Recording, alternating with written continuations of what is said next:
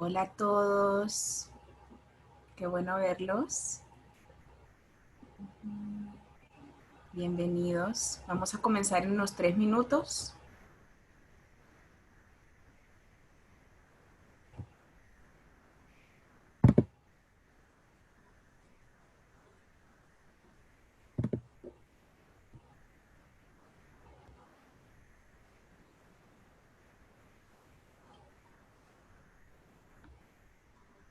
Para los que ya están acá, ¿me escuchan bien? ¿Sí? Ok, perfecto.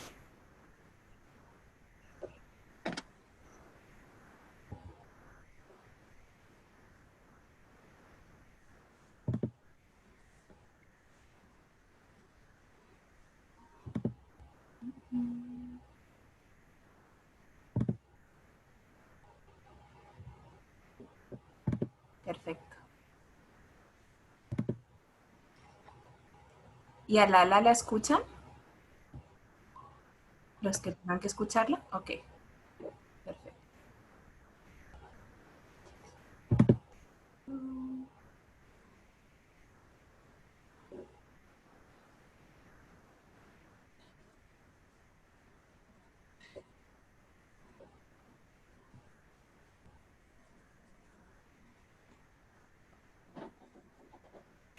Un minutito más.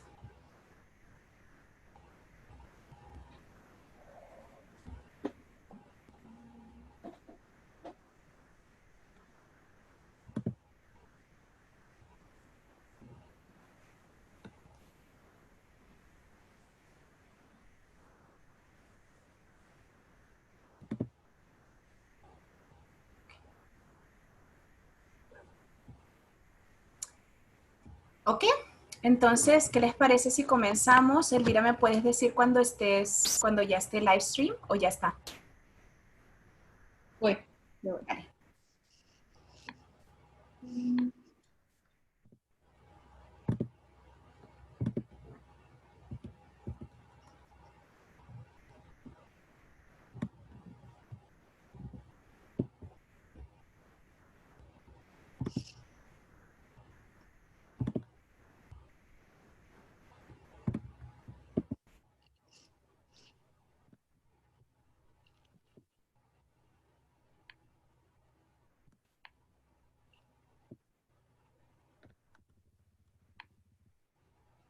Está en eso.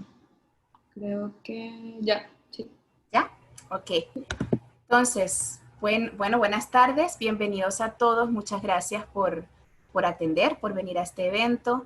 Este es el primer evento de un grupo de venezolanos que nos llamamos Venezuelan Workers Solidarity, primer evento público que estamos haciendo, entonces les agradecemos mucho, somos parte de la oposición fuera de Venezuela, somos venezolanos fuera de Venezuela, parte de la oposición desde la izquierda al gobierno.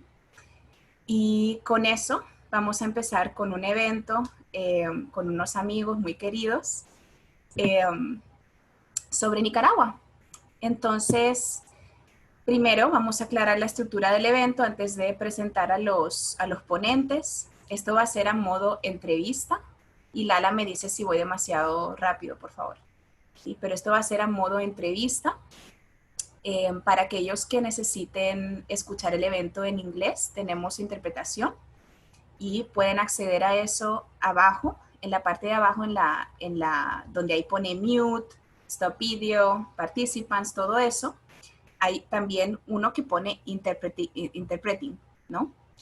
Entonces, si le dan allí, pueden poner el canal English y escucharán a alguien que va a hacer la interpretación de forma simultánea. ¿Ok? Es un evento de 90 minutos, hemos empezado 10 minutos tarde, entonces más o menos unos 90 minutos. La idea es que hablemos con nuestros compañeros de Nicaragua por una hora, más o menos, 50 minutos, una hora, y después media hora entre preguntas y conclusiones. Entonces, con eso vamos a presentar ya a nuestros ponentes, a nuestros invitados. Primero está Fátima Villalta. Ella es coordinadora o codirectora de Hora Cero, una plataforma online de la que vamos a hablar mucho más durante esta entrevista.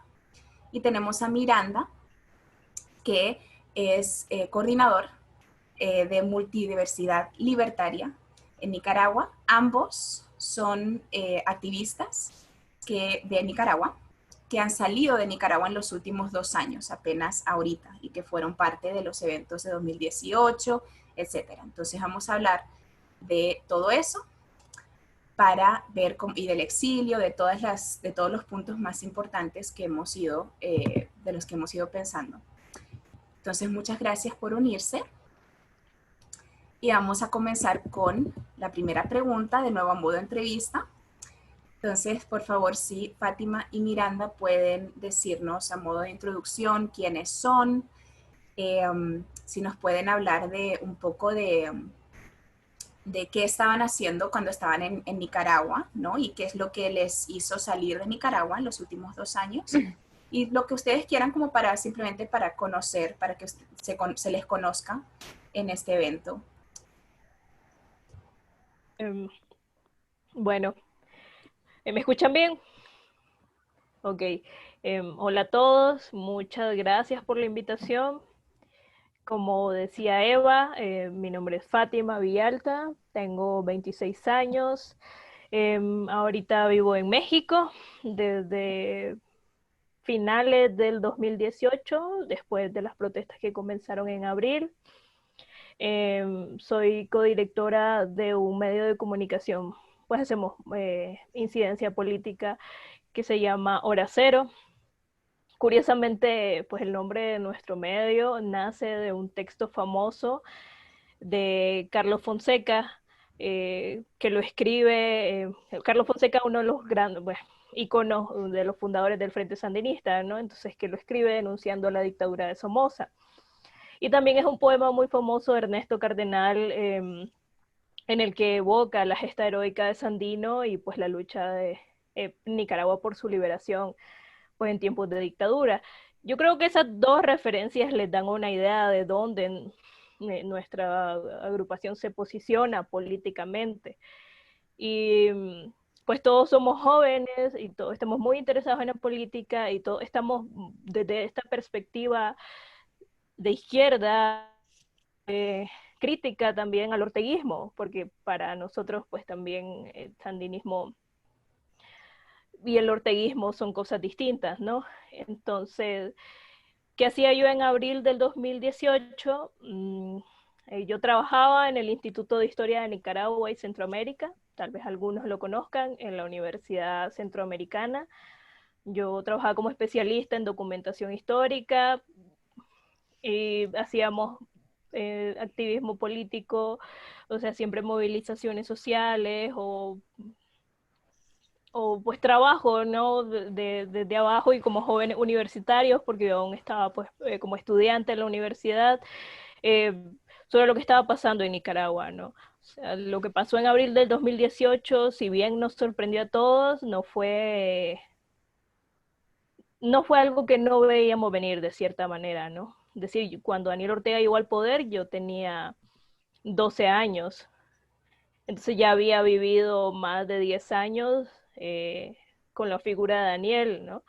Entonces, luego de la reforma a la Constitución, de la reelección continua, de su esposa como vicepresidenta, de las calles estaban tomadas por los grupos de choque del gobierno, que luego pues más adelante hablaremos sobre eso. Creo que todo eso nos hizo ver que debíamos movilizarnos pues de alguna manera. Y bueno, ya luego que está ya pues todo lo de las protestas de abril, eh, nos vemos muy involucrados en eso, pero también corriendo mucho peligro, ¿no? Me recuerdo Miranda y yo en su casa, pues planeando cosas y recogiendo personas, ayudando heridos, ¿no? Que fue todo lo que pasó en ese momento y eventualmente pues el cerco de censura pues se iba acercando a nosotros y fue cuando decidimos salir y fue un boleto, una salida en la que no sabíamos cuándo íbamos a volver, pero que nunca pensamos que iba a ser una salida tan larga. Y aquí ya, creo que más o menos llevamos el mismo tiempo de habernos ido Y creo que esa podría ser una breve introducción.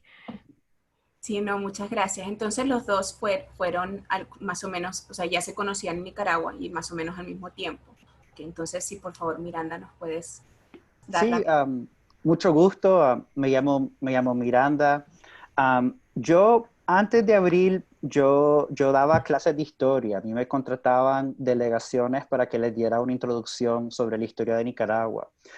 Ambos mis padres son historiadores y académicos, entonces siempre crecí en una casa bien revolucionaria, pero crítica y llena de oportunidades. Entonces, fue algo que me marcó mucho.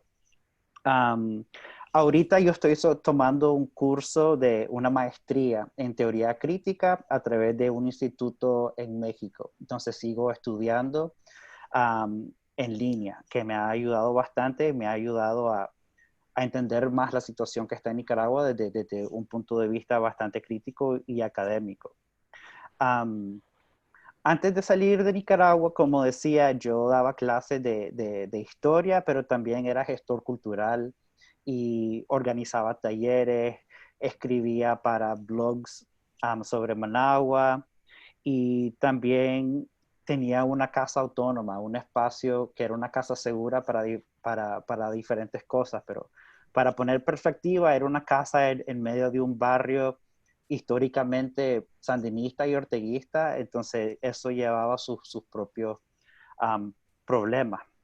Yo salí el 30 de mayo, yo fui uno de los primeros de mis amigos en salir. El 30 de mayo fue el día de la masacre, del Día de las Madres, donde alrededor de 30 personas fueron asesinadas y fue muy difícil porque, como decía Fátima, uno sale y no sabe cuándo va a regresar. Uno sale y deja a su familia en su casa, pues. Y sí, ahorita estoy en Filadelfia, doy clases de periodismo, tengo el privilegio de tener un pasaporte gringo, entonces eso me ha ayudado un montón. Y sí, igual que Fátima, no sabemos cuándo vamos a regresar. Y y mi disidencia como que política a través de las plataformas que creo, ya sea de podcast o de conversatorio o de escrito, se llama Multiversidad Libertaria, que es como esta organización descentralizada, pero con un enfoque de izquierda y predominantemente anarquista hacia el Estado de Nicaragua, hacia las alternativas políticas y entender desde esa postura y complementar a otra alternativa de izquierda de lo que está sucediendo en Nicaragua. Bueno, muchísimas gracias a ambos por esa introducción.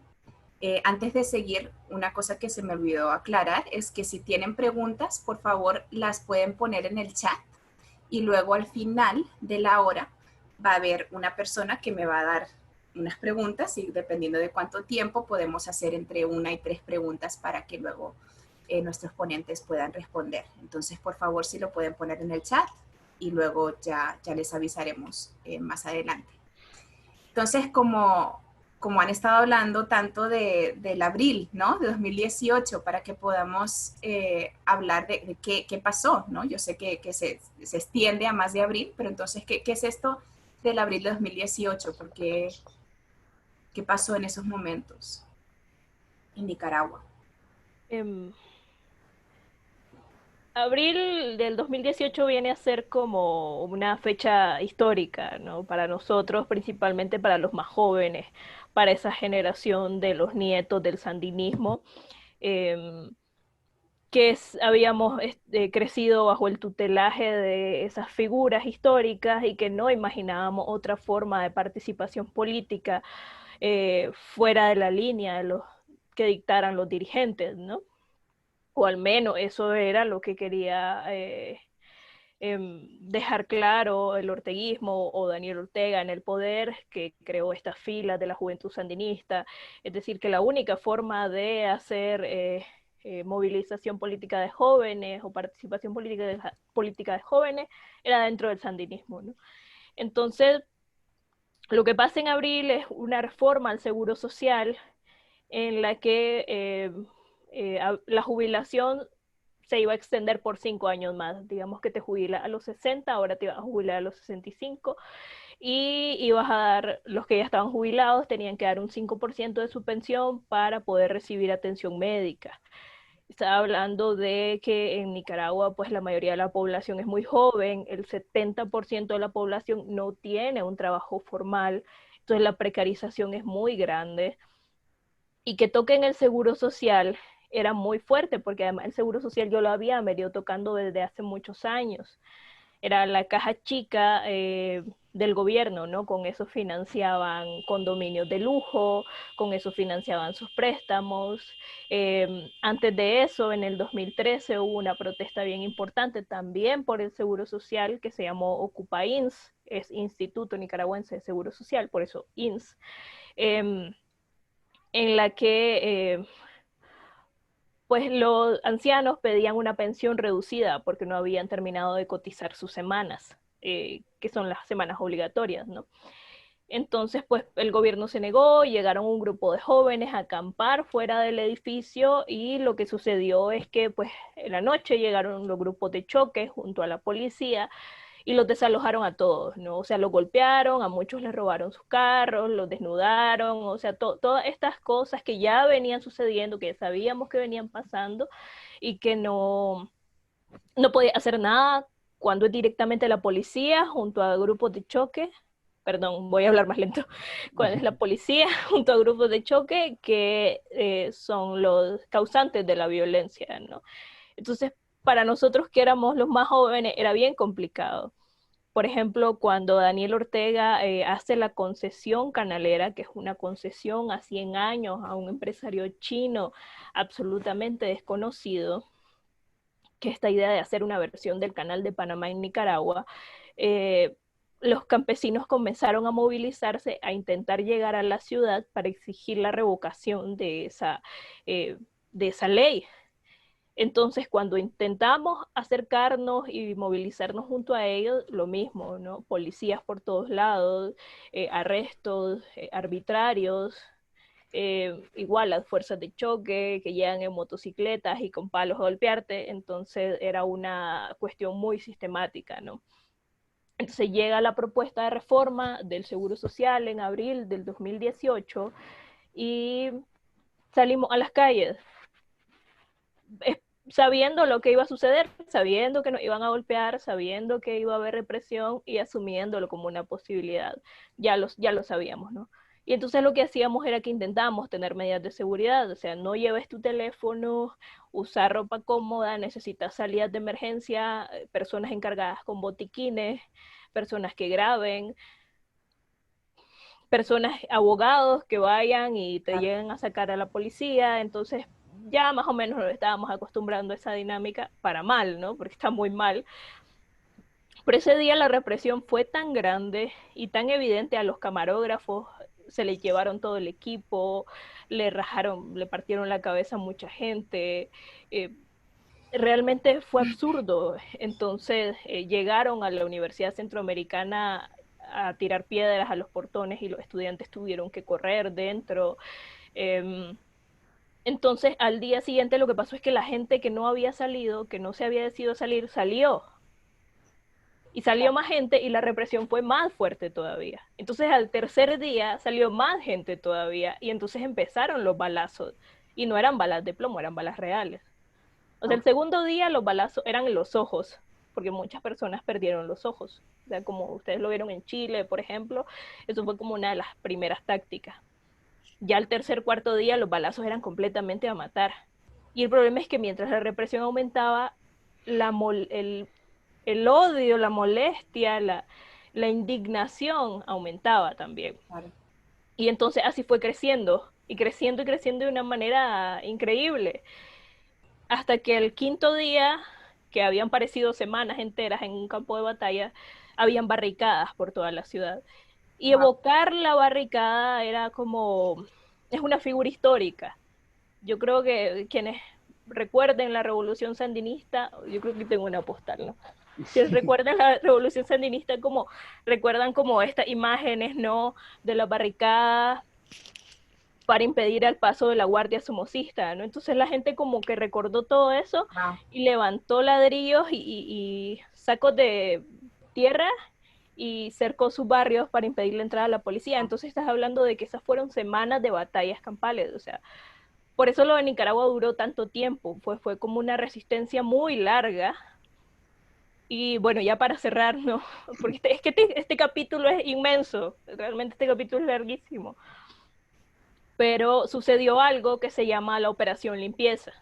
Y es que la policía ya no daba abasto con las fuerzas de choque. Y estás hablando que era una policía con francotiradores, era una policía con fuerzas especiales. Entonces lo que hicieron fue armar un brazo paramilitar de personas con muy poca entrenamiento policial, ¿no? O sea, paramilitares, ese es el único nombre que tienen. Y hay videos de periódicos así, el New York Times, el Washington Post, o sea, hay videos tan evidentes y sin ningún escrúpulo de cómo la policía y estas fuerzas paramilitares actuaron en las calles para desmovilizar todos estos tranques y toda la gente que murió. Y eso ya está hablando de julio, todo comenzó en abril y todavía en julio eran batallas campales en la ciudad, y entonces estás hablando de un saldo de más de 300, 400 personas muertas en un país muy chiquito. Claro. Y bueno, creo que eso da un contexto. No, es que hay muchas cosas de las que hablar, Fabiola, ya vi ahí que también tienes la postal, entonces si la quieres, si la quieres mostrar, encantada, pero ahí está. Sí, hay muchas cosas de las que hablar, ¿no? Por supuesto, entonces te agradecemos mucho todo ese background para todos los que, como siempre, las noticias ponen como, ¿no? O sea, en ese momento Nicaragua era como muy importante en las noticias por unos días y después ya la gente, pues no, o sea, aquí en Estados Unidos como mínimo no se vio tanto. Entonces, Claro. lo agradezco mucho.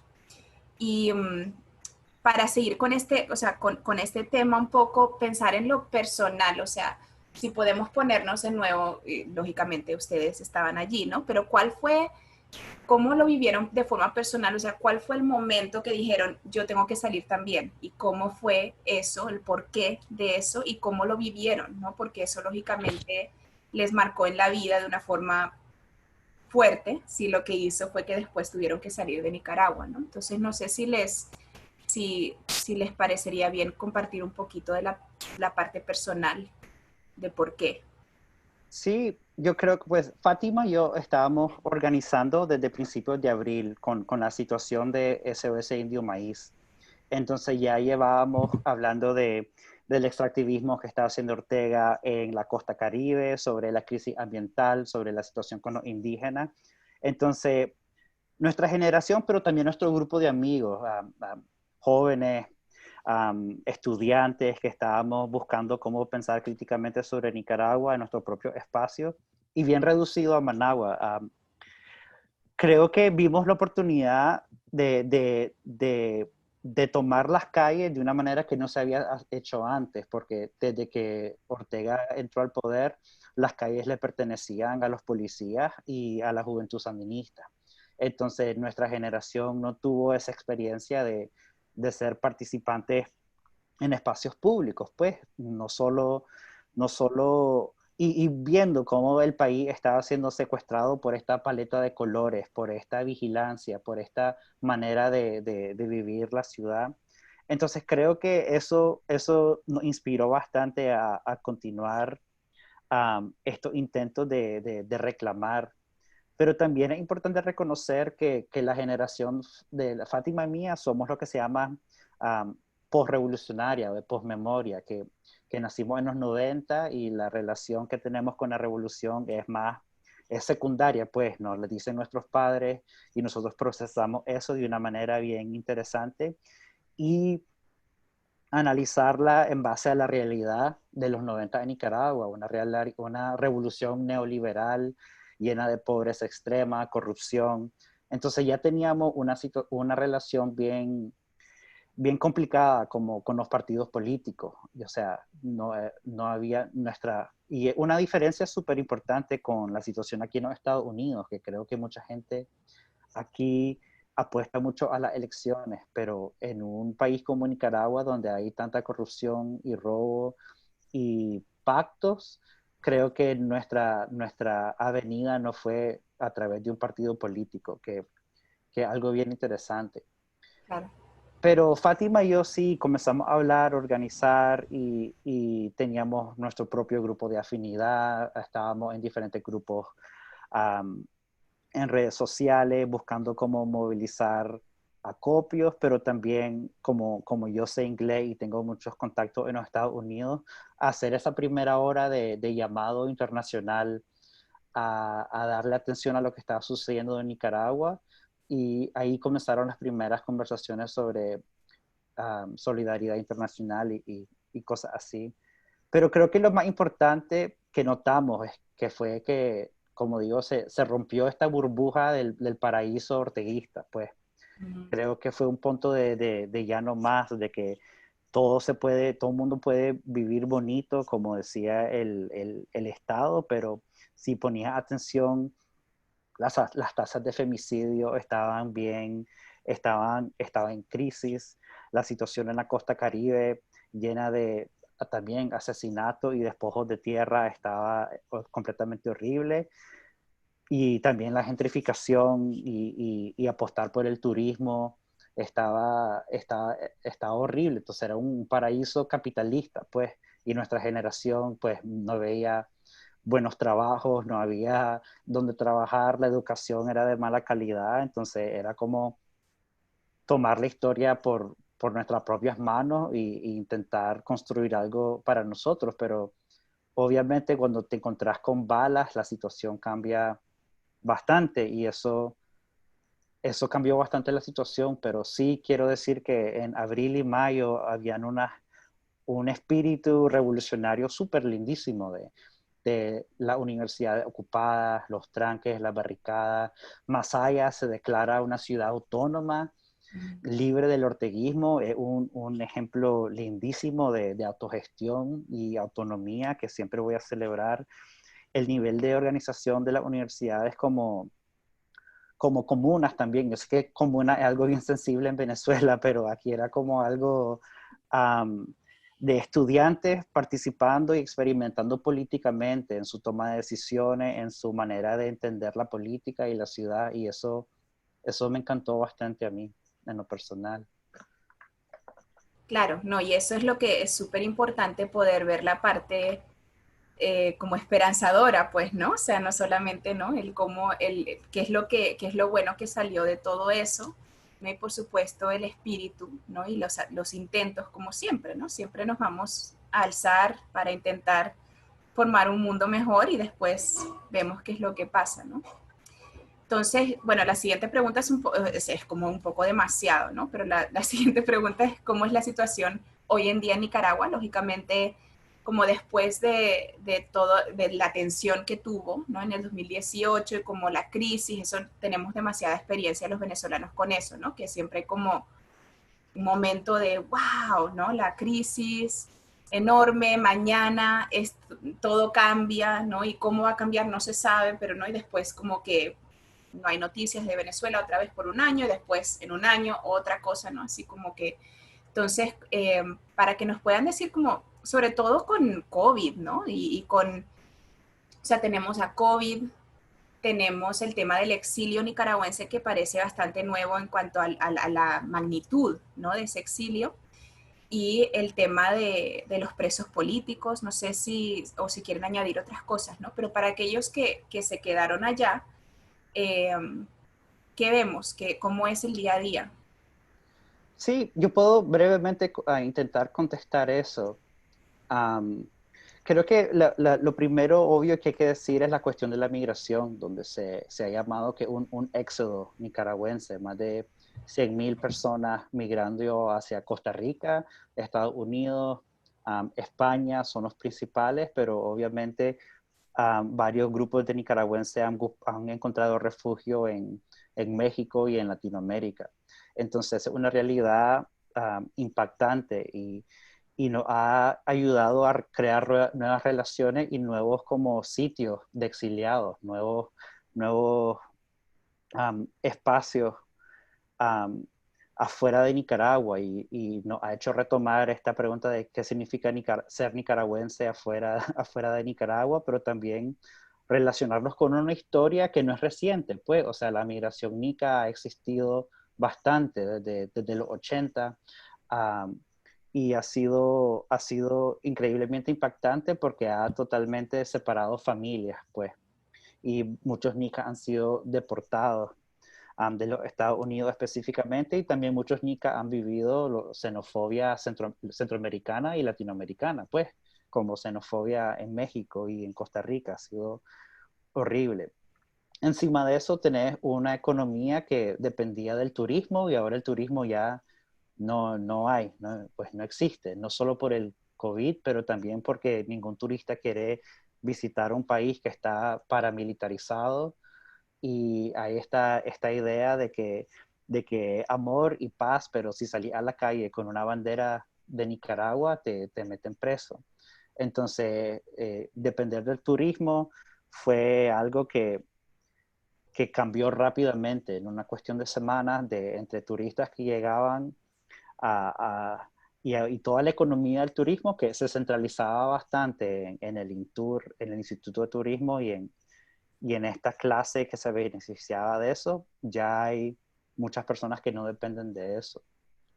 Al mismo tiempo, vemos más la diplomacia con los Estados Unidos se escaló. Estados Unidos pasó una serie de sanciones que atacaban específicamente a ciertos líderes orteguistas, y eso hemos notado que le ha dolido bastante al Estado, pero creo que personas como Fátima y yo de izquierda vemos una relación entre Estados Unidos y Nicaragua bien complicada, por supuesto por los intereses que tiene Estados Unidos en la región, pero mucho, y está la cuestión de que Nicaragua es una zona, o sea, militarizada, pues hay policías, hay los fanáticos, no se puede salir a la calle ya. Y encima del COVID, como el Estado ha completamente ignorado esa amenaza y reaccionado no de una manera tarde, pero una manera más centralizada e irresponsable. Y muchos dirigentes orteguistas han fallecido, pues, o sea, hay que ver las tasas de los profesores, de los enfermeros, de los diputados, y todo eso le ha afectado un montón. Y creo que la única posible solución o avenida de incidencia política más diplomática ha sido la creación de estos dos grupos grandes, que es la Unidad Nacional y la Alianza Cívica, que son la coalición de diferentes partidos políticos, movimientos sociales que se han posicionado supuestamente en la vanguardia, que representan todos nuestros intereses, pero desde ya en los últimos años creo que muchos de nosotros solo los vemos con decepción, porque por problemas internos y también por la influencia de la empresa privada que ha tenido en esos dos organizaciones. Entonces, desafortunadamente, pues se puede pensar bien pesimista todo lo que está pasando, pero vamos de mal en peor, y no sabemos cómo va a cambiar la situación. Claro. Yo quería comentar Dígale. algo como muy breve. Por ejemplo, para contarte un poco de cómo están las cosas allá, ¿no? Y la cuestión de la cárcel. O sea, yo trabajo, pues, igual en línea, pero la mitad, o sea, en hora cero somos 10 personas y la mitad está en Nicaragua. Okay. Y la otra mitad estamos en otros países, ¿no? En noviembre del año pasado, 3 de nuestros compañeros fueron detenidos y estuvieron presos más de 2 meses. Fue una situación horrible, pero ellos engrosaban la lista de presos políticos que en un momento llegó a ser de 700 personas. Wow. Ahora van 100, pero así va variando.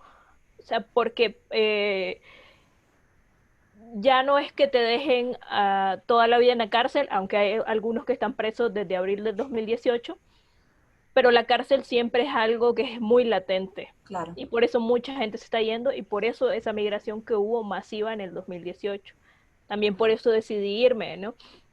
Entonces, cuando mis compañeros, 3 de mis compañeros terminan presos, tuvimos que hacer como toda una campaña masiva de visibilizar y así fue como pudimos sacarlos, pues, pero no, ahora están como casa ya están llevando los juicios en su casa, es decir, siempre tienen restricciones policiales, siempre tienen patrullas de vez en cuando fuera de sus casas, persiguiendo a sus familias, entonces también la seguridad digital que tenemos que tener nosotros, es decir, es una cuestión muy latente, pues es una cuestión de que también temo por mi familia, ya no solo por el coronavirus, que en Nicaragua, ustedes más o menos si leen las noticias, no se está tomando ninguna medida, pero ninguna es ninguna, y también encima la idea de la cuestión de la cárcel y la represión es una cuestión bien latente y que no ha dejado el aparato represivo no ha dejado de funcionar, pues.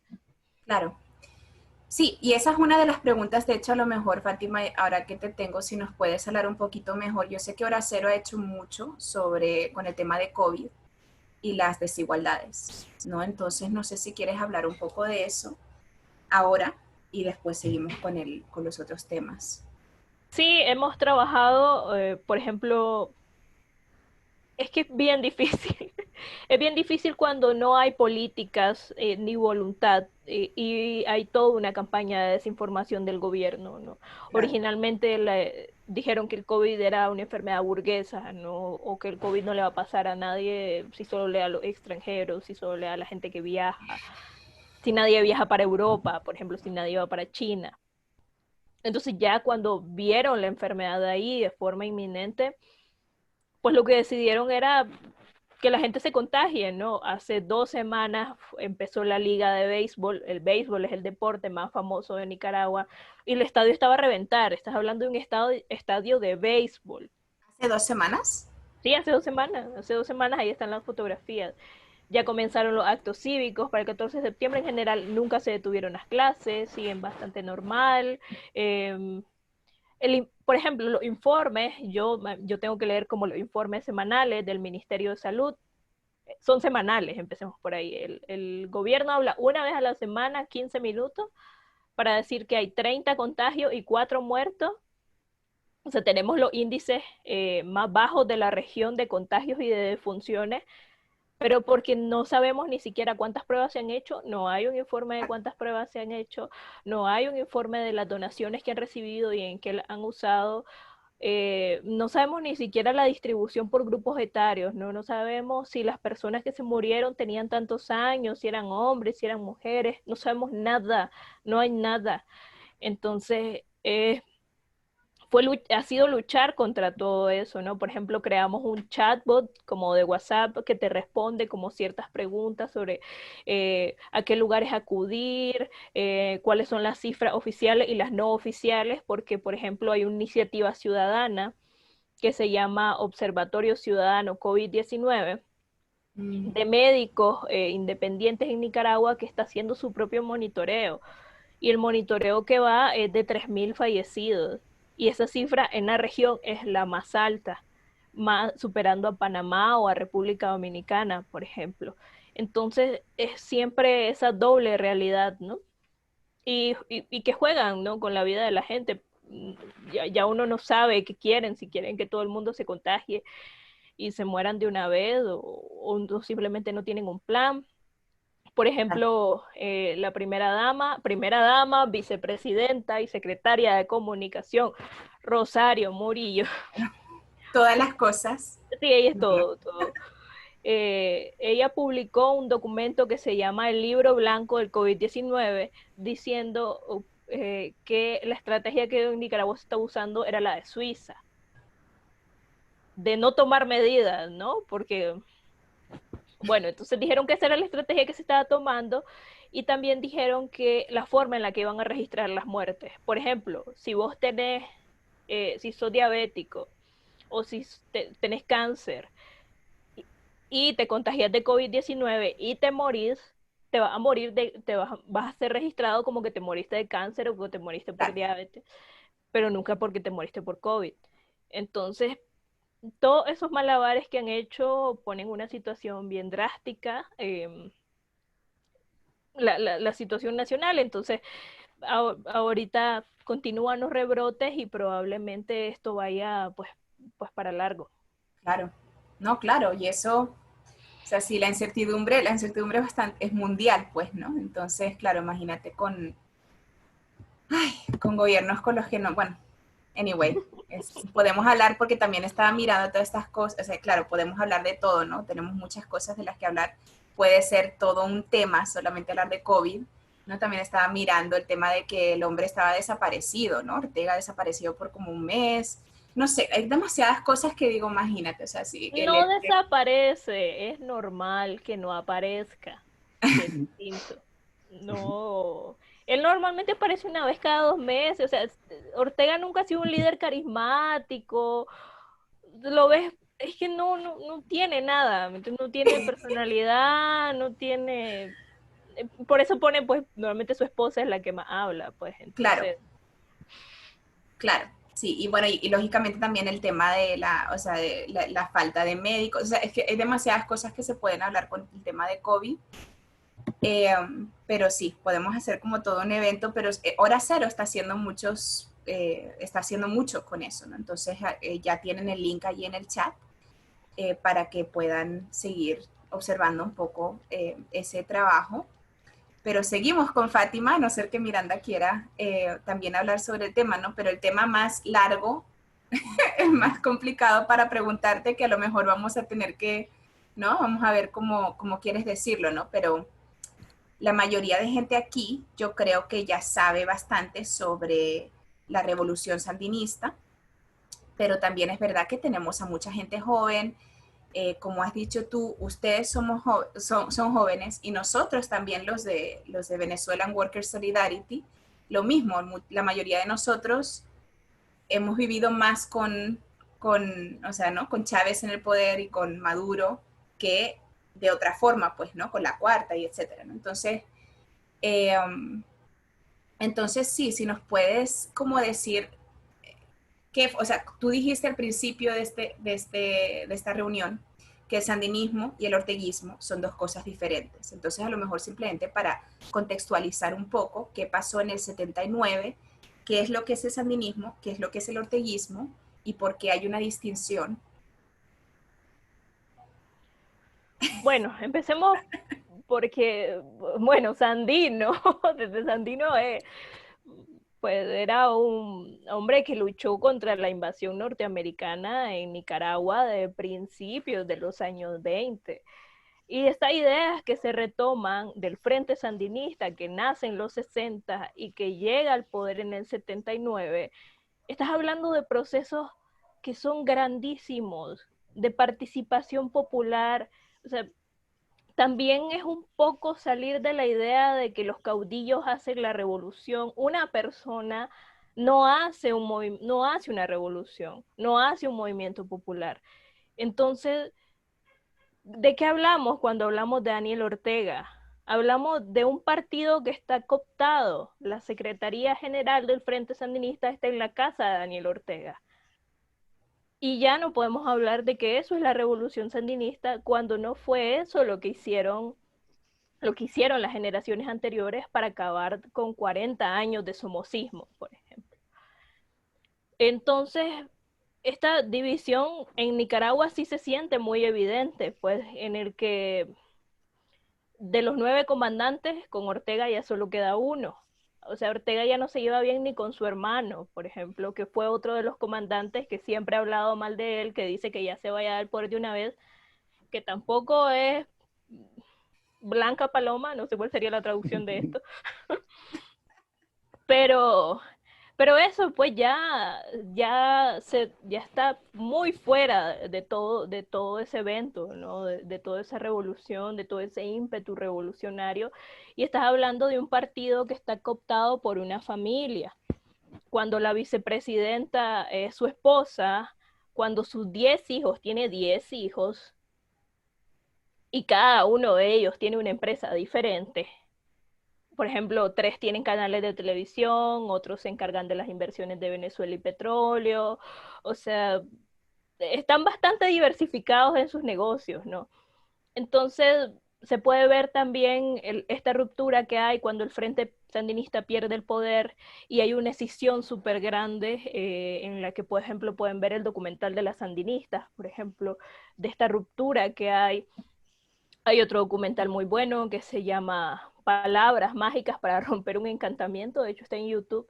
Eh, Igual Mercedes Moncada, o pueden ver otro documental que se llama Nicaragua, la revolución traicionada. O sea, ya se ha venido escribiendo muchísimo sobre esta idea de esta ruptura con la revolución, de esta traición a la revolución, que obviamente pues hay que indagar un poco más, ¿no? Pues si te quedas con lo que te dice Telesur, pues parece que Daniel hizo solo la revolución en un caballo que venía del cielo. Entonces, es complicado. Y lo otro es que Daniel ha escrito la historia, ha reescrito la historia. Porque cuando llegas al Estado, la idea que tiene esta gente es que tomar el Estado es tomar el poder y no irse de ahí, ¿no? Y desde ahí reescribir todo lo que ha pasado. Entonces, de las fotografías históricas, de los libros de texto de primaria y secundaria, ya no aparecen los 9 comandantes, ya no aparecen las comandantas guerrilleras, que eran como una figura histórica, ya no aparece Dora María Telle, ya no aparece Mónica Baltodano, o sea, las mujeres, las primeras que borraron fueron a las mujeres, y luego fueron borrando a sus opositores. Entonces, todas esas borraduras que se van dando, o sea, toda esa cooptación del partido, toda esa apropiación de la riqueza, te hace entender que esto ya no tiene que ver nada con lo que Sandino soñó algún momento, con lo que Carlos Fonseca pensó y con lo que la gente que dio su vida en la revolución pensó originalmente, pues. Entonces, di un resumen obviamente No, muy sí, breve, pero creo que es como una pequeña, son ideas también que quiero poner pues sobre la mesa para pensar en pues la continuidad de estos proyectos, ¿no? Y nosotros como nietos de esas generaciones también hemos jugado un papel en releer la historia y en cuestionar qué pasó y en entender que Daniel Ortega ya no es esa revolución. Que claro, nosotros, al menos nosotros ya no nos la creemos y que abril del 2018 fue la manifestación de eso. claro, claro. No, muy útil, de verdad, o sea, simplemente ese resumen súper útil. Y tenemos, o sea, hay 20.000 millones de, como has dicho, o sea, los documentales están todos linkados vinculados en el chat. Entonces, no, pero maravilloso. Y con eso, de hecho, a eso quiero como pasar al tema de las opresiones. Lógicamente se puede hablar de opresiones de tanto tipo de opresiones, ¿no? Pero a lo mejor empezar con el tema del racismo, hay una idea, o sea, por ejemplo, aquí en Estados Unidos si han podido seguir las noticias, ¿no? De Black Lives Matter. Eh, ¿Cómo se ve el tema del racismo? Claro, racismo a distintas, no solamente a las vidas de descendencia africana, sino indígena, ¿no? Etcétera. ¿Cómo se ve, cómo se vive el racismo en Nicaragua? También es algo que sé que han hecho mucho trabajo con eso. Sí, creo que la cuestión del racismo siempre ha sido presente en la Nicaragua. Diferentes movimientos sociales, diferentes académicos han escrito esto sobre la cuestión del racismo durante el somocismo, la revolución sandinista, en los 90. Creo que recientemente nosotros los jóvenes lo estamos retomando para reaccionar a toda la conversación que está sucediendo aquí en los Estados Unidos, evidentemente. Creo que Hora Cero y Multiversidad Libertaria ha hecho conversatorios sobre esto y ha publicado y ha invitado a diferentes expertos a analizar de raíz la situación. Creo que mucho de lo que se ha manifestado es que es un racismo estructural del Estado, un racismo también histórico sobre cómo el Pacífico se relaciona con la costa Caribe. Creo que en el imaginario internacional nadie se imagina a un nicaragüense como una persona negra que habla inglés.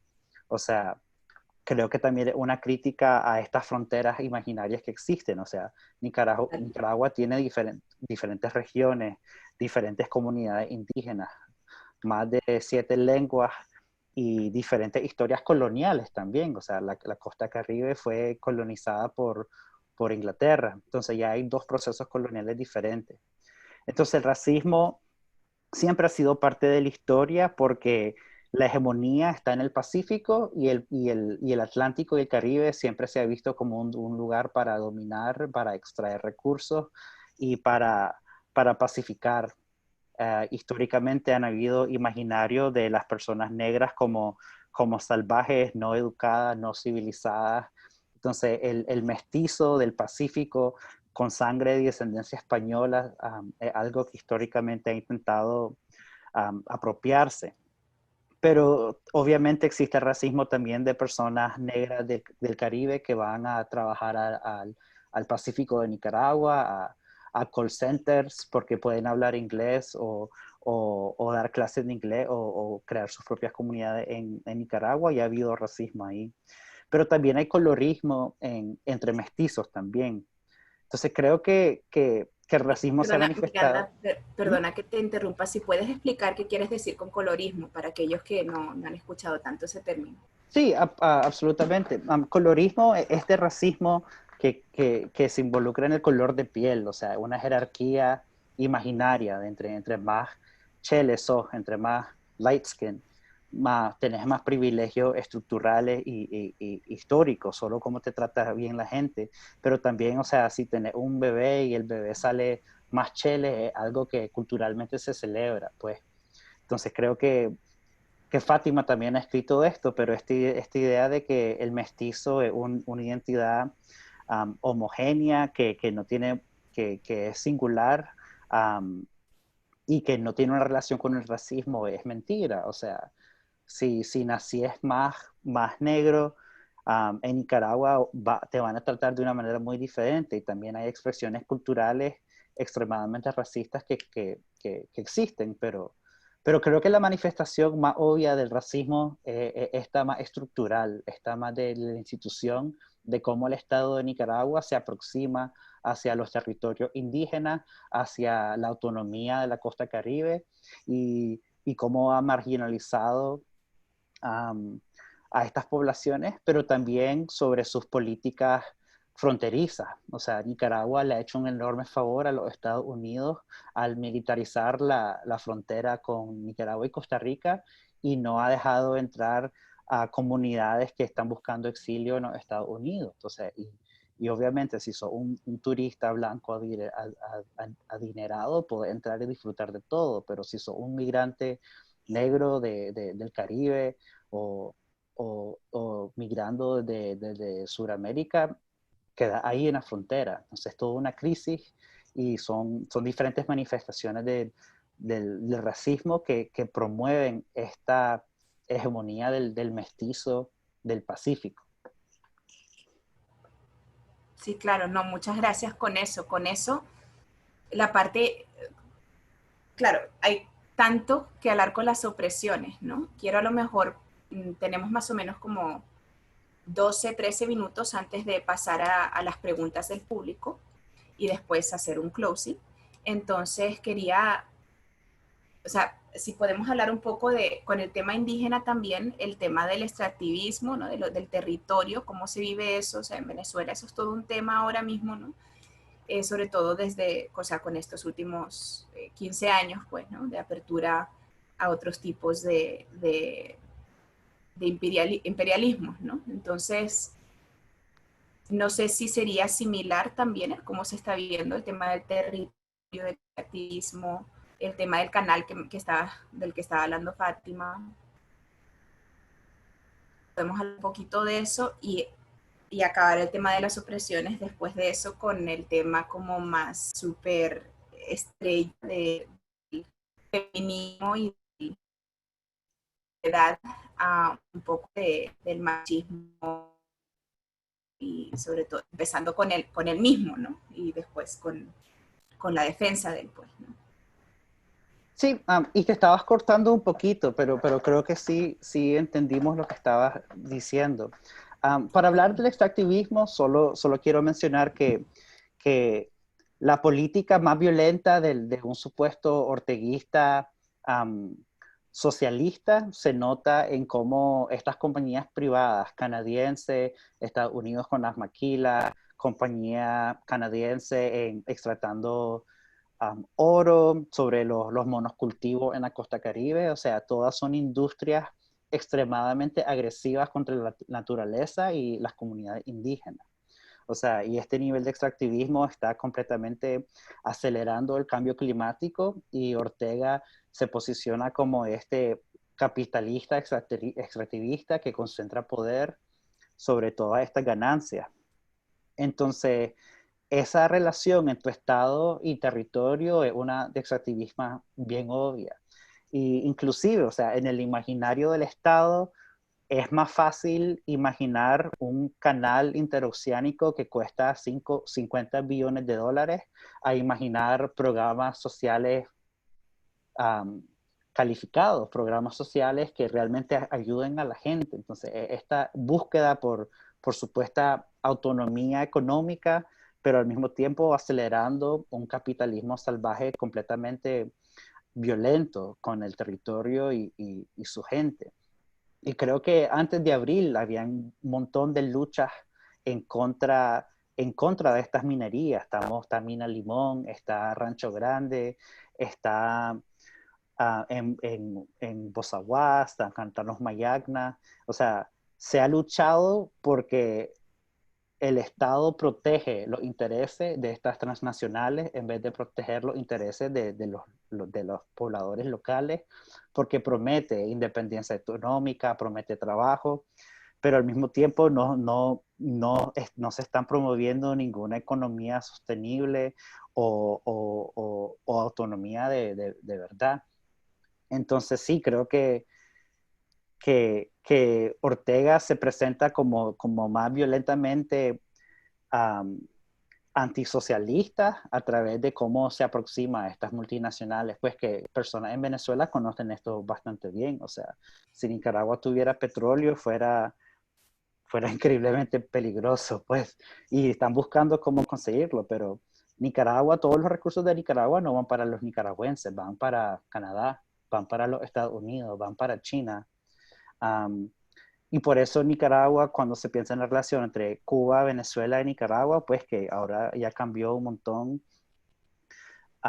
Nicaragua pues ofrecía ganadería, pues ofrecía carne, y crecer carne en un país tan pequeño es increíblemente destructivo para el medio ambiente. Entonces sí, solo no hay que olvidar que a veces estos proyectos supuestamente socialistas lo hacen con una cara. Y pues toda Latinoamérica conoce esto, pues en Bolivia, en Ecuador, en Venezuela, en Brasil, cómo este modelo industrial salen perdiendo las comunidades indígenas y el medio ambiente mismo. No sé si Fátima vos quería agregar un poquito más sobre eso. No, yo creo que igual porque pues creo que ya nos queda poquito y para ir como avanzando con las otras preguntas. Bueno, y las otras preguntas, ¿me oyen bien? Sí, te escuchamos. Sí, ok. Las otras preguntas, bueno, la principal sería hablar un poco del feminismo, tanto de la parte opresión como de la parte como de luchas esperanzadoras, pues, ¿no? Esa sería la siguiente parte más importante. Ok. Es que son tantas cosas, de nuevo. Algo que pasó que fue muy histórico es que en Nicaragua el aborto terapéutico fue legal incluso con Somoza. Fue legal como por 180 años. Cuando Ortega llega al poder en el 2007, lo hace pactando con la iglesia. Y eso es súper evidente porque se casa. Fue un show total. Se casa con el comunista, se casa por la iglesia y los casa un cura que había sido pues contrarrevolucionario toda su vida, ¿no? Entonces como esa idea de la alianza, ¿no? Y entonces lo que propone por debajo de la mesa es que va a penalizar el aborto. Y bueno, todas las iglesias felices, ¿no? En la Asamblea Nacional los pastores y los sacerdotes tuvieron espacio para hablar de por qué se debía penalizar el aborto, pero no tuvieron espacio ni los médicos ni los movimientos de mujeres para hablar por qué no se debía hacer. Entonces, desde el 2006, cualquier forma de aborto está penalizada en Nicaragua. Y ya hay casos de mujeres que han sido arrestadas y que han muerto. Mujeres con cáncer terminal que necesitaban el aborto para su quimioterapia, que murieron. Entonces, desde ahí te das cuenta que no llegaron con la idea ni de favorecer a los pobres, ni de gobernar para los pobres, ni de gobernar para las mujeres, ni de gobernar para nadie más que no fueran ellos mismos y sus alianzas con el empresariado y con la iglesia. Porque con quienes han estado muy bien ha sido con los empresarios. Por ejemplo, ahorita con lo del coronavirus no hay una sola medida económica. O sea, no hay una sola sanción para las empresas que despidan a sus trabajadores. Entonces, el salario mínimo lleva congelado 3 años, ¿no? Entonces han sido estas cosas, estas alianzas que han mantenido durante todo este tiempo, donde la vida de las mujeres también está de por medio, ¿no? Otra cosa que sucede es que se cierran las comisarías de la mujer, que eran las entidades especiales a donde vos ibas a denunciar la violencia de género. Y había todo un protocolo que era la ley 779 y ese protocolo pues por ejemplo te daba medidas cautelares, ¿no? Es decir, si denunciabas a tu pareja, pues inmediatamente como lo separaban o tenía una cárcel preventiva mientras enfrentaba un juicio, pero ahora lo que sucede es que los obligan a mediar y entonces ahí es donde suceden los feminicidios, por ejemplo, entonces en ese proceso de mediación. Entonces el movimiento feminista, el movimiento de mujeres, la ha tenido bien difícil en este contexto, porque lo último que ha pasado, ya después de la última marcha que pudo hacer el movimiento de mujeres el 8 de marzo fue en el 2017. Ya en el 2018, en marzo del 2018. Desde entonces no ha podido. O sea, una sola marcha de mujeres no hay. Y marcha de lo que sea, pues que no sea el gobierno, porque ya el gobierno entró un enemigo frontal a las mujeres organizadas, ¿no? O sea, pedir el aborto, sos de derecha, te paga la CIA, sos mi enemigo, ¿no? Pedir sanciones para la violencia de género, no. Entonces cada vez se ha vuelto un no y un gobierno completamente antiderechos, ¿no? Y esa es la situación de las mujeres. De otros movimientos sociales también es una situación bien difícil, como los movimientos contra la minería, porque están en contra del desarrollo, ¿no? Y los únicos que están en contra del desarrollo son los enemigos de la humanidad. La gente que no quiere que el país mejore, la gente que no quiere que haya riqueza para todos. Entonces, si no querés que te quiten tu tierra para construir un canal gigante que va a cortar el país en dos y que va a contaminar el cuerpo de agua más importante del país, entonces, por lo tanto, sos pagado por la CIA, ¿no? Entonces, como en este discurso constantemente polarizante, yo creo que no hay nada que se pueda exigir en Nicaragua que no te convierta inmediatamente en enemigo del gobierno, ¿no? Porque ya no se me ocurre qué cosa no esté polarizada para ellos, ¿no? Porque es imposible moverse si ellos no te permiten hacerlo. No sé si Y con Miranda quiere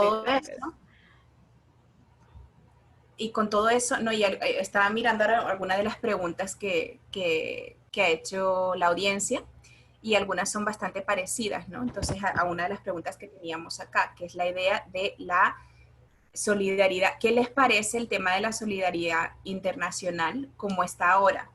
Después podemos hablar de qué preferirían que pasara, ¿no? Pero ahora mismo, con todo lo que estás hablando, todavía hay como una idea, ¿no? De que de alguna forma u otra estar en solidaridad con Nicaragua tiene que apoyar al gobierno de una forma u otra, porque siempre hay la posibilidad, ¿no?, de Estados Unidos, pues, ¿no? Y pensando en dos, no se puede hacer dos cosas, ¿no? No se puede criticar las dos cosas, si Ortega, que estás a favor de Estados Unidos, etc. ¿Qué piensan sobre ese como no sé, como stalemate, ¿no? O sea, como que esa es la forma principal de expresar solidaridad, es decir, solamente no a la intervención, pero nada sobre lo que nos están diciendo, no, o sea, no sé, o sea, por eso tenemos este evento, pues, ¿no? Porque no escuchamos este tipo de narrativa, ¿no? Entonces, no sé si pueden decir algo sobre el Sí, tema de solidaridad internacional. sí, yo creo que pues Nicaragua antes de abril del 2018 tenía una relación con los demás países como este paraíso turismo. Entonces, económicamente, o sea, muchos países se beneficiaban de Nicaragua, principalmente los Estados Unidos. Entonces, creo que veían a Nicaragua como un destino. Entonces, no sé si cuenta como solidaridad, pero muchos europeos conocían de Nicaragua, llegaban, había todo este mercadeo sobre cómo del imaginario del turismo de Nicaragua en el mundo, pues era bien específica. Ir a tomar y surfear y disfrutar de nuestras ciudades coloniales. Entonces, la mayoría creo que entiende Nicaragua así. Después de abril, cuando ya la situación se puso violenta y habían imaginarios de paramilitares en las calles, de policía, de asesinatos, de revueltas estudiantiles, ya creo que varios otros países comenzaron tenían que empezar críticamente como Nicaragua. Creo que lamentablemente estos binarios de que está hablando vos, de si sos gobierno, apoyar a Ortega, si sos oposición, son buenos o malos, y son estos imaginarios que emergen desde la Guerra Fría, pero también desde los 80, donde todo el mundo pensaba que sandinismo bueno, contras malos, Estados Unidos malo. Entonces, bien superficial de entender las cosas. A mí me pareció interesante que después de abril hubieron varias caravanas solidarias. Una de las más importantes fueron en Europa y en Latinoamérica. O sea, Mm. en los Estados Unidos los demócratas no querían abiertamente apoyar a la oposición porque venían elecciones, porque era muy complicado. Bernie Sanders nunca se ha pronunciado bastante fuerte por diplomacia, pues. Entonces nos asustó bastante que la mayoría de la solidaridad o apoyo vino de los republicanos, pues Marco Rubio, Trump, Pence. Entonces ahí ya era algo complicado que había que construir. Pero los movimientos que surgieron en Europa creo que fueron bastante buenos, pues se logró bastante apoyo de esa manera para apoyar a los exiliados, para poner más presión a través de la Unión Europea, otros países en Latinoamérica a través de la Organización de los Estados Americanos, sí, la mayoría apoyaba a la oposición. Entonces ya se fue construyendo honestamente un análisis bien crítico del orteguismo. Pero este tipo de solidaridad adentro de la izquierda sí ha sido un poquito más complicada de establecer porque muchos académicos, activistas aquí en los Estados Unidos todavía apoyan a Ortega sin entender específicamente cómo está configurada la oposición. Creo que se necesita entender bien que la oposición no es una masa homogénea, de nuevo. O sea, la oposición es como definir un pueblo, son diferentes movimientos descentralizados con diferentes intereses, contradicciones, pero solo porque estamos en contra de Ortega nos ponen todo en una sola masa. Entonces, Claro. si queremos sofisticar nuestra solidaridad con Nicaragua, hay que entender que toda la oposición no está liderada por los partidos políticos o por la iglesia o por los empresarios. Creo que hay que sofisticar nuestro análisis de la configuración social de Nicaragua, pero también del imperialismo y el antiimperialismo también. O sea, creo que solidaridad también es reclamar la izquierda de cómo ha sido cooptada por Daniel Ortega, de que existe diferentes expresiones de izquierda bien interesantes. Pero también significa contrarrestar esta narrativa perpetuada por ciertos sectores de la izquierda como The Grayson, Max Blumenthal y Ben Norton, de que todos los nicaragüenses somos financiados por USAID, que somos babosos y que no podemos crear nuestros propios movimientos porque ya somos contrarrevolucionarios e imperialistas. O sea, existe algo que yo vengo diciendo bastante, de que para mucha gente es más fácil imaginar una insurrección popular financiada por los Estados Unidos que una insurrección popular autogestionada y orgánica y llena de contradicciones. Entonces, es importante repensar nuestro imaginario sobre qué significa el pueblo, qué significa resistir y todo esto, pero como Fátima estaba diciendo antes, creo que la solidaridad existe a este nivel macro, pero también a nivel micro. O sea, solidaridad es que llegues a México como nicaragüense y te agreguen a un grupo de WhatsApp de Nica en México y ya sabes dónde puedes alquilar, dónde puedes comer, qué centro de salud puedes ir. O sea, solidaridad es venir a los Estados Unidos y conocer gente que te pueda dar posada y que te pueda ayudar con bastantes cosas. O sea, y así sucede en los Estados Unidos, en México, en Europa. Yo sé, cada pueblo, cada ciudad, cada país tiene su propio grupo de nicaragüenses organizado ahí. Entonces, después de abril, esas redes crecieron un montón y creo que estamos súper alegres de lo que se logró construir. O sea, también podemos ver a Costa Rica sobre el apoyo que ha dado ese gobierno, pero también las redes que se crearon para abastecer a más de 40,000 nicaragüenses o más de 100,000 nicaragüenses ya. Entonces creo que es algo que está en nuestras mentes, porque la solidaridad de ahora es más bien cómo sobrevivir y menos cómo contrarrestar, cómo organizar un frente, pues. Claro.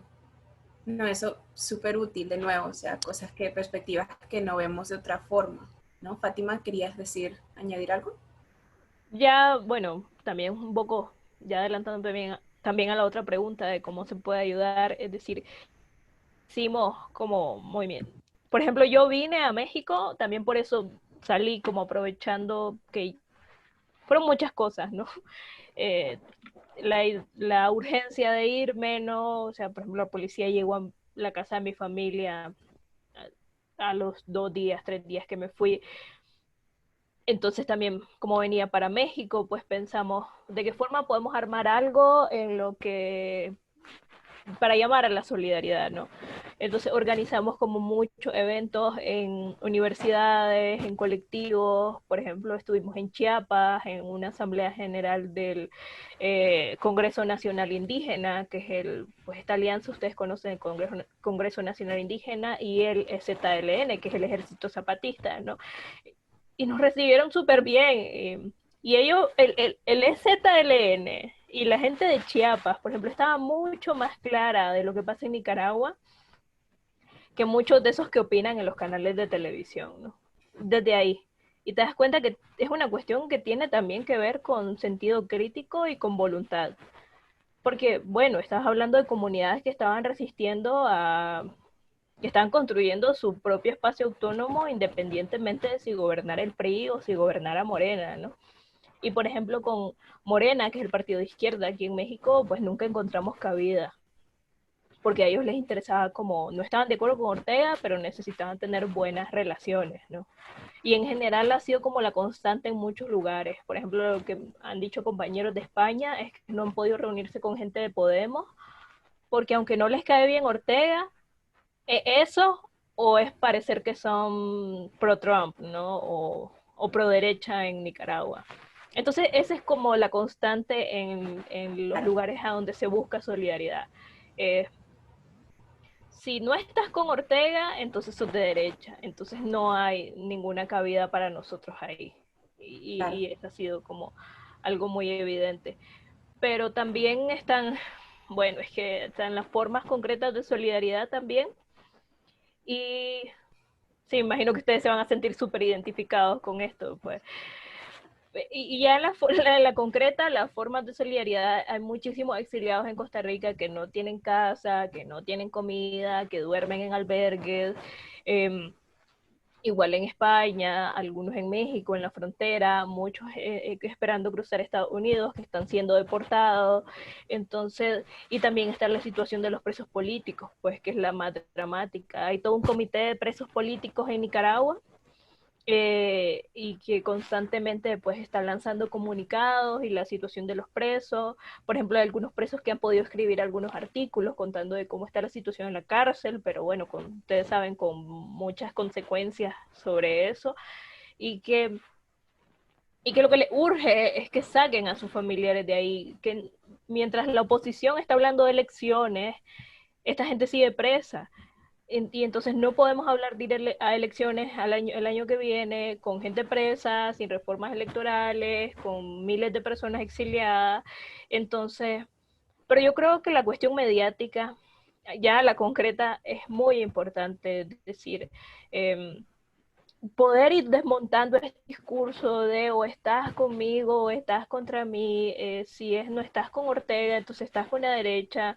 Yo creo que estamos muy familiarizados con esa idea y de que nos vean como idiotas, ¿no? Somos los tontos útiles, parece siempre. No somos capaces de tener autonomía, no somos capaces de pensar en cuáles son las mejores opciones políticas para nuestro país y no somos capaces de posicionarnos desde una visión crítica y de izquierda.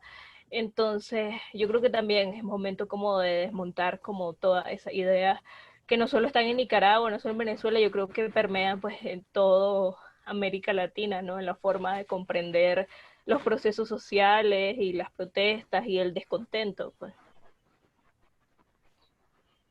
Les agradecemos tanto todo, o sea, yo sé que es mucho, yo sé que les estamos preguntando, por favor, resuélvanos la vida, pero entonces de verdad que les agradecemos mucho que tomen este tiempo. Estoy mirando en el chat, hay como muchísimo apoyo, y muchas preguntas, pero las están respondiendo mientras están hablando. Entonces, de verdad que, o sea, por eso voy a intentar medio resumir, ¿no? Entonces, lo que voy a hacer son dos cosas. Primero voy a pedirle a Sam Farber que intervenga en un segundo, que haga su pregunta en directo, pues. Y les voy a pedir, hay varias de las preguntas son parecidas y de hecho súper similares a cómo queremos acabar el evento, ¿no? Entonces, cómo queremos finalizar, con qué mensaje queremos dejar a los de la audiencia acá. Entonces, lo que voy a hacer es, voy a dejar que Sam Farber haga su pregunta de forma directa. Si a alguien más le gustaría hacer lo mismo, en vez de que, o sea, yo tengo aquí las preguntas, yo puedo resumir más o menos lo que parece que todavía no ha sido respuesta.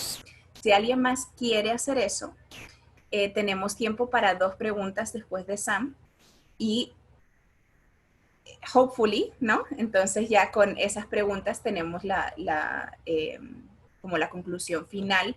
Casi todas las preguntas son sobre qué tipo de activismo existe hoy en día en Nicaragua, cuál es la alternativa real, o sea, de qué estamos hablando, ¿no? Tenemos elecciones en un año, ¿qué va a pasar?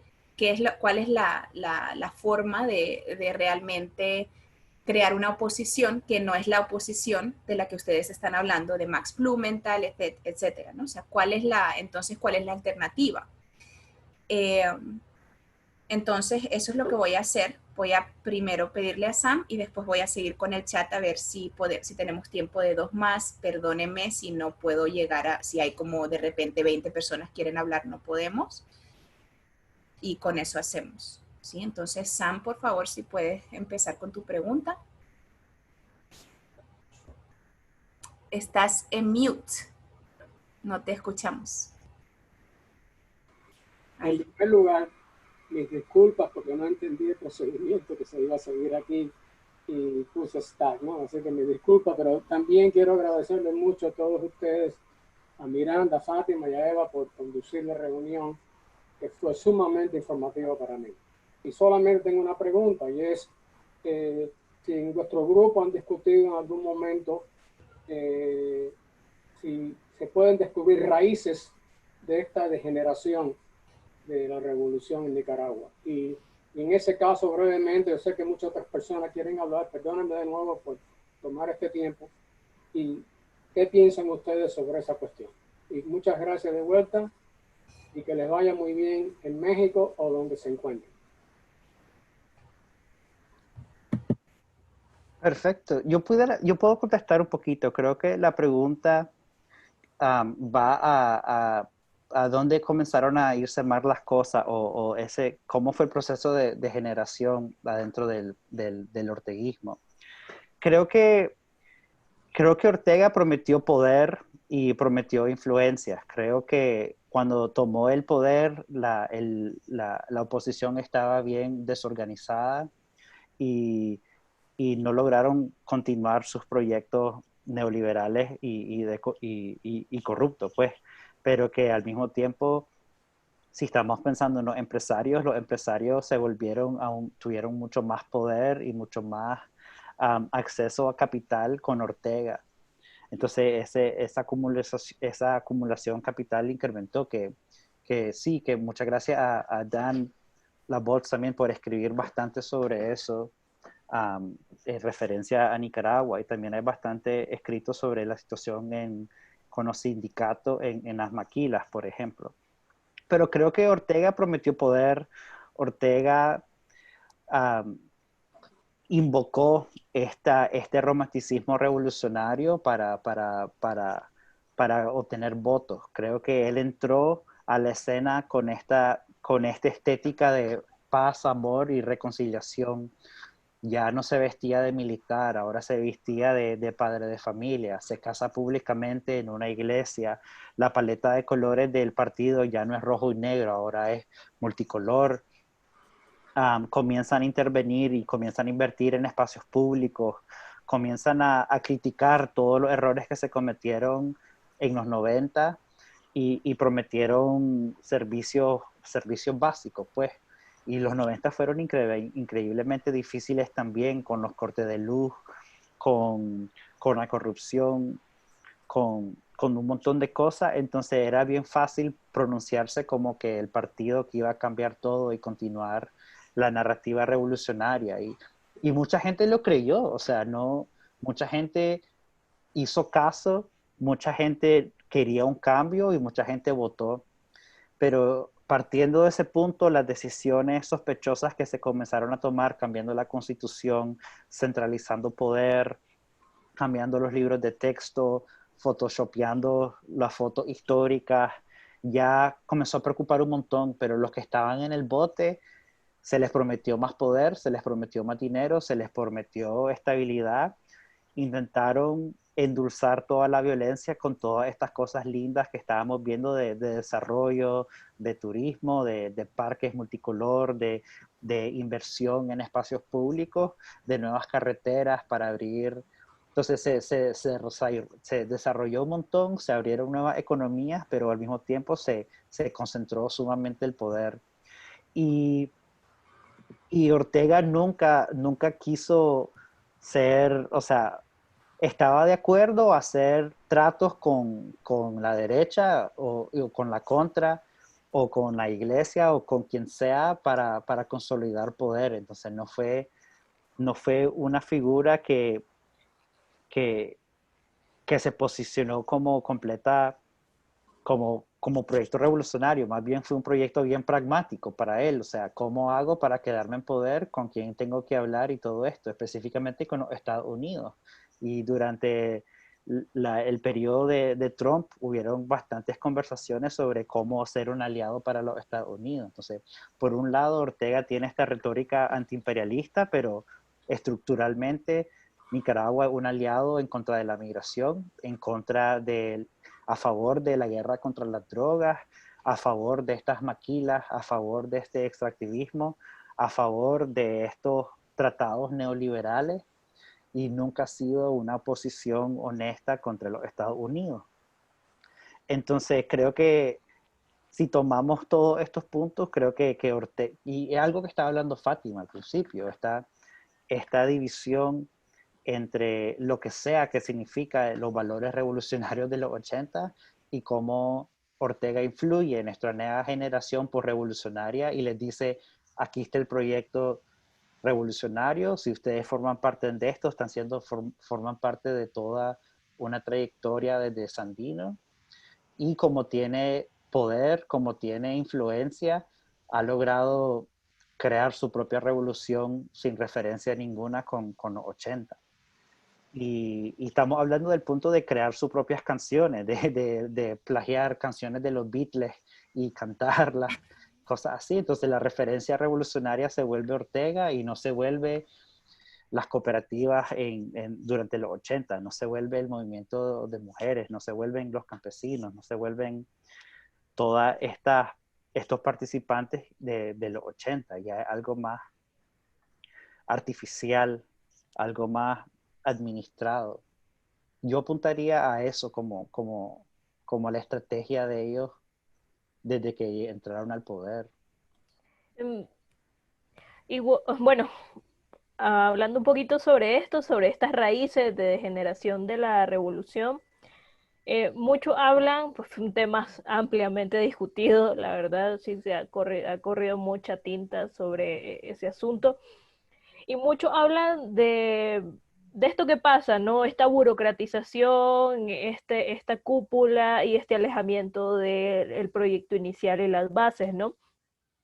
Cuando el Frente pierde el poder en los 90, sucede algo que es sacude los cimientos del Frente y de la Revolución, y es algo que se conoce como la piñata. O sea, lo pueden buscar y en realidad históricamente tiene ese nombre. O sea, la piñata es algo que sucede en Nicaragua cuando hay una repartición masiva de los bienes del Estado.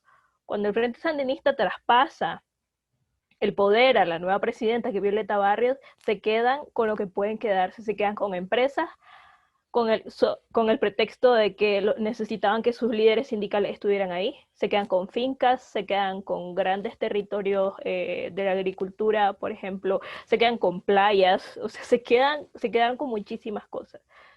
Entonces eso viene, y no se quedaron todo el partido con todas esas cosas, se quedaron dirigentes específicos con esas cosas. Entonces muchos dicen que ese fue un momento de quiebre crucial. Y de ahí es donde se cimentó esa nueva burguesía. Por ejemplo, Bayardo Arce, que es uno de los comandantes, es un gran empresario. Jaime Willock también es otro gran empresario. O sea, muchos se volvieron empresarios a partir de esa distribución de los bienes del Estado cuando dieron el poder. Y luego pues vienen las escisiones del Frente en el 94, es decir, todos los 90 vino a ser esa época en la que las estructuras se terminaron de fragmentar, ¿no? Pero creo que ese robo masivo y ese desvincularse de los intereses del pueblo, ¿no? O de favorecer al pueblo, y más la idea de enriquecerse ellos, fue como la gran catástrofe, pues. Me muteé. De verdad, podríamos hablar con ustedes todo el día. Yo de verdad tengo como 20,000 preguntas más mías, y después hay varias, ¿no? Más comentarios y más preguntas, pero por supuesto o sea, quiero respetar tanto el tiempo de ustedes dos como el esfuerzo inmenso de Lala como intérprete por tanto tiempo. Entonces lo que voy a hacer es intentar como resumir, o sea, es muy parecido a cómo queríamos finalizar este evento, que es la idea de eso, ¿no? O sea, de concretamente, ¿no? Hablamos en términos abstractos. El orteguismo no es lo mismo que el sandinismo. Apoyar al pueblo de Nicaragua no es equivalente a apoyar a Ortega, pues en el poder, ¿no? De hecho, lo contrario parece que sea lo que realmente lo cierto. Entonces, concretamente, ¿qué vemos? O sea, ¿cuáles son las fuerzas políticas, tanto, sobre todo en el país, ¿no? Pero también o sea, ustedes no están en el país, pero aún así están muy involucrados en la oposición también, ¿no? ¿Y qué es cómo deberíamos como dejar este espacio pensando en esos esfuerzos concretos de a qué mirar qué hacer, ¿no? O sea, después de lo que pasó en el 2018 y lo que todavía va a venir. O sea, ahora siempre que hay una pausa como de atención mediática, eso no significa una pausa de lo que realmente está pasando, ¿no? Y además que volverá, ¿no? O sea, como la resistencia siempre sigue, ¿no? Entonces, para ambos, no sé si quieren hacer como finalizar con palabras de conclusión y si quieren añadir cualquier otra cosa que no sea de la pregunta que les acabo de dar, eh, para acabar, concluir con este evento, aunque podríamos estar aquí toda la vida. Yo puedo decir, o sea, creo que es importante no olvidarse de Nicaragua, de que lo que está sucediendo en Nicaragua está reflejando cosas que están sucediendo globalmente. O sea, hay una crisis de representación, una crisis política, una crisis ambiental, una crisis global, y Nicaragua siempre va a ser una intersección sumamente interesante para entender la izquierda, para entender el capitalismo, para entender los procesos de colonización. Entonces creo que hay que seguir pensando sobre Nicaragua y relacionándose con nicaragüenses. Creo que el año que viene van a haber elecciones, pero desde ya estamos notando cierta tendencia a que no hay reformas electorales, que la salida siempre va a ser cooptada por los partidos políticos y se promueve solo una versión de cómo se participa políticamente.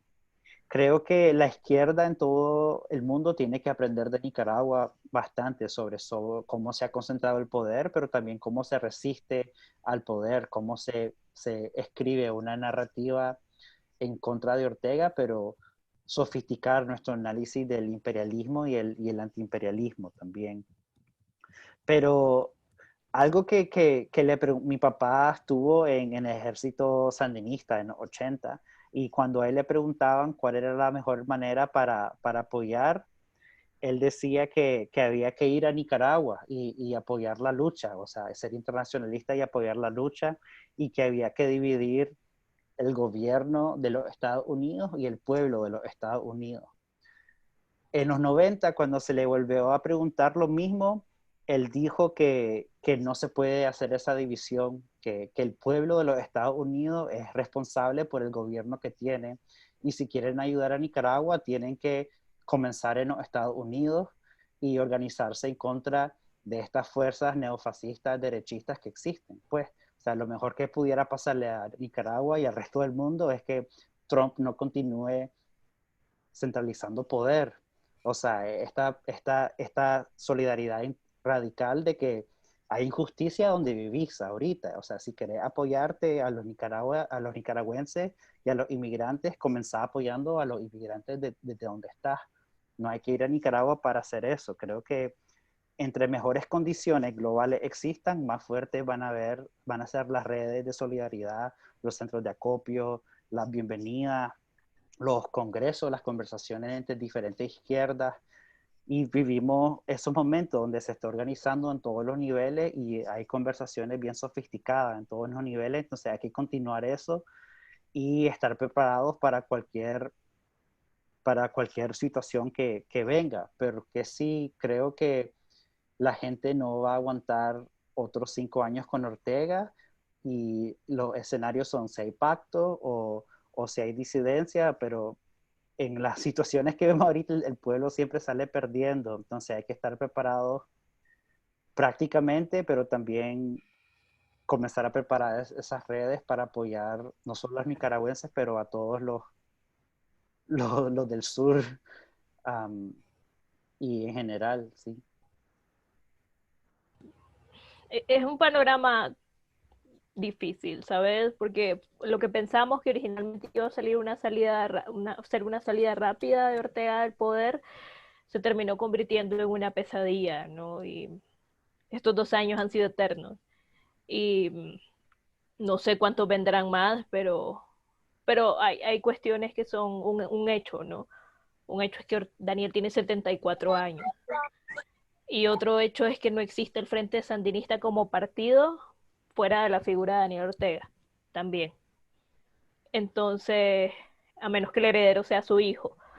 Esa es la única posibilidad y volvemos a Somoza y así, ¿no? Pero bueno, pero hay una oposición que esto mismo, esta oposición más cercana a la derecha, o sea, buscando la venia de Estados Unidos, buscando que Estados Unidos le dé la parada, y que está muy alejada de la gente, ¿no? O sea, creo que algo muy crucial que pasó en abril del 2018 fue que mientras las calles ardían y la gente ponía todo lo que, y nosotros poníamos todo lo que podíamos en la calle, el empresariado nunca dijo vamos a un paro nacional. El empresariado no dijo, es nuestro momento también de hacer algo por este sistema que nosotros hemos mantenido durante estos 15 años. Nunca lo hizo y parece que no lo va a hacer, porque pues sigue negociando debajo de la mesa, ¿no? Y hay como una mesa en la que está, pues no sé, la Unión Europea, Estados Unidos, la OEA y los partidos de oposición. Entonces, pues va a ser una salida electoral muy extraña, muy ambigua. Ustedes lo conocen, ¿no? O sea, de personas en la asamblea que no sirven para nada, 2 asambleas ahora, pero cosas así. Pero lo que hay es una resistencia desde abajo que también está esperando un momento en el que salir a la calle no signifique que te maten, ¿no? Por ejemplo, hay una resistencia muy grande que han hecho las madres de las personas que fueron asesinadas durante las protestas. Ellas se llaman Madres de Abril, tienen un museo virtual, hicieron una exposición en una universidad de Nicaragua, o sea, han hecho muchísimas cosas por conservar la memoria de sus familiares y por poner demandas internacionales por violaciones a derechos humanos y por crímenes de lesa humanidad, porque eso fue lo que pasó, ¿no?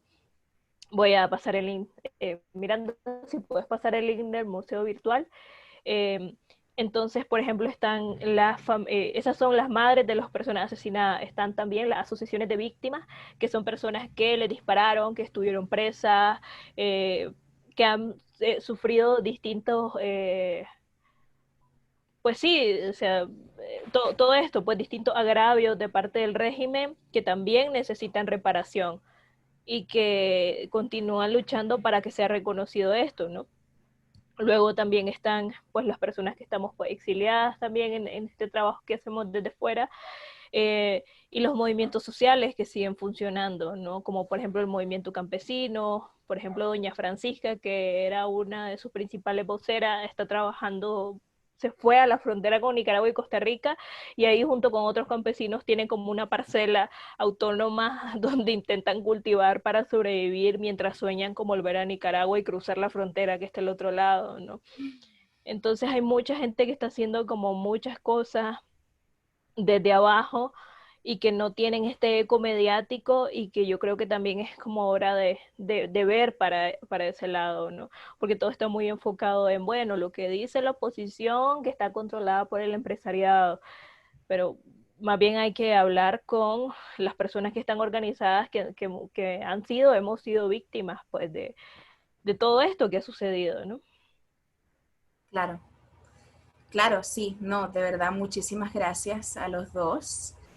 Hay muchísimos comentarios y quería primero decirles, primero, que es de las primeras veces que veo que empezamos un evento de Zoom con 20 personas y acabamos con 10 personas más, ¿no? O sea, no es como que se vaya para abajo, que es lo que normalmente pasa, sino que ha seguido creciendo. No he visto los números de Facebook, pero seguro que con eso son más gente. Entonces, para acabar con eso, o sea, para mí esto es lo que también se necesita, ¿no? Con la parte de solidaridad, es entender quién es la oposición, ¿no? ¿Quiénes están haciendo el trabajo? O sea, yo, por ejemplo, tengo tanto interés en saber con el tema del aborto, por ejemplo, quién se está organizando porque el aborto sigue, ¿no? Entonces, ¿cómo está haciendo? O sea, ¿qué está pasando? O sea, hay tantas cosas de las que podríamos hablar.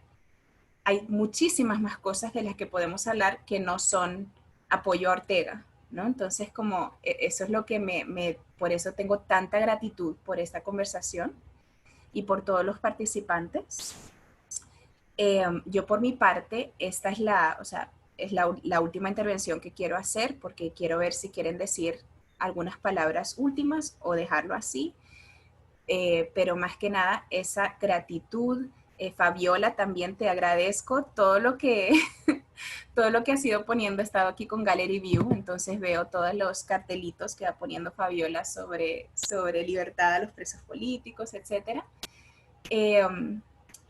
Y con esto, por mi parte, concluye este evento público. No sé si Fátima y Miranda quieren decir una frasecita más para decir adiós.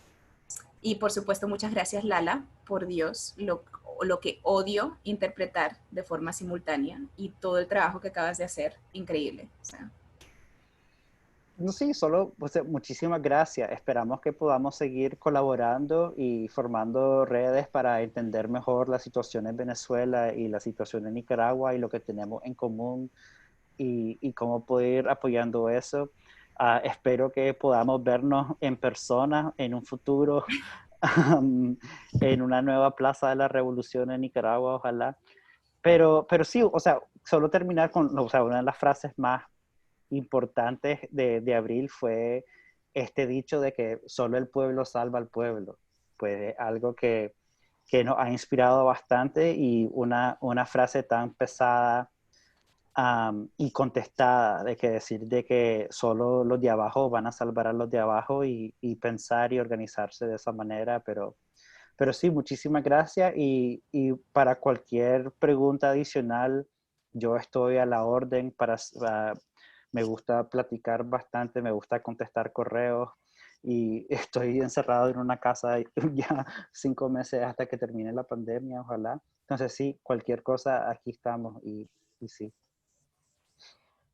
Igual, pues muchísimas gracias, pues ha sido una conversación bien intensa, pero muy bonita y lo principal, que no se termine, pues que esta no sea la única. Y creo que este es se acaba de abrir una puerta, ¿no? Para que se sigan haciendo cosas, creo que hay muchas cosas que conversar y bueno, por ejemplo, Miranda y yo hicimos un ciclo de conversatorio hace poco, que ustedes lo pueden ver aquí haciendo publicidad en el Facebook de Hora Cero, por ejemplo, y por ejemplo, una de las conversaciones que tuvimos fue con distintos proyectos políticos en Nicaragua, desde la izquierda, cuáles eran esos proyectos de nación que tenían, ¿no? Eran como organizaciones políticas o que pretenden ser partidos políticos y fue muy interesante, entonces creo que ahí pueden ver un poco más de información de lo que se preguntan, pero creo que también igual están invitados para que pensemos en algo que podemos hacer igual desde Multiversidad Libertaria o desde Hora Cero.